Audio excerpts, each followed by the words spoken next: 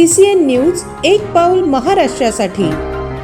बुलढाण्यातील गाजत असलेल्या Anuradha engineering college प्रकरणात गंभीर आरोपांना सामोरे जात असलेले काँग्रेसचे माजी आमदार राहुल बोंद्रे पुन्हा एकदा चर्चेत आले आहेत। बनावट दस्तऐवजांच्या आधारे शासनाची दिशाभूल करून महाविद्यालयासाठी परवानग्या मिळवल्याचा आरोप असताना आणि या प्रकरणात गुन्हे दाखल झाल्यानंतरही राहुल बोंद्रे विधानभवन परिसरात मुक्तपणे वावरताना दिसल्याचा व्हिडिओ समोर आला आहे। एकीकडे पोलीस तपास सुरू असल्याचे सांगितले जात असताना दुसरीकडे आरोपी म्हणून नाव असलेली व्यक्ती अधिवेशन सुरू असताना विधानभवन परिसरात दिसत असल्याने अनेक प्रश्न उपस्थित होत आहेत।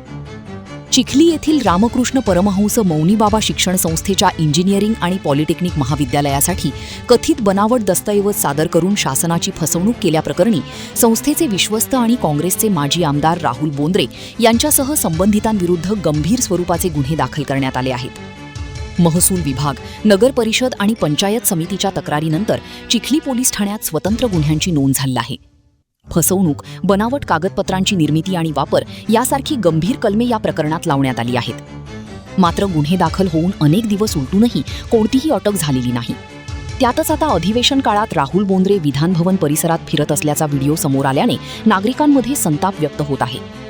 सामान्य नागरिकावर अशाच प्रकारचे गंभीर गुन्हे दाखल झाले असते तर पोलीस यंत्रणा एवढीच संयमाची भूमिका घेतली असती का? कायद्याचे निकष सर्वांसाठी सारखे आहेत का? पोलिसांच्या नजरेतून आरोपी सुटतो कसा? असे अनेक सवाल आता सोशल मीडियावर आणि जनतेतून उपस्थित होत आहेत। राहुल बोंद्रे यांच्यावरील गुन्ह्यांचा तपास नेमका कोणत्या टप्प्यावर आहे? पोलीस पुढे कोणती कारवाई करणार? आणि विधानभवनात दिसलेल्या व्हिडिओनंतर तपासाला नवे वळण मिळणार का? या सर्व प्रश्नांची उत्तरे येत्या काही दिवसात स्पष्ट होणार आहेत।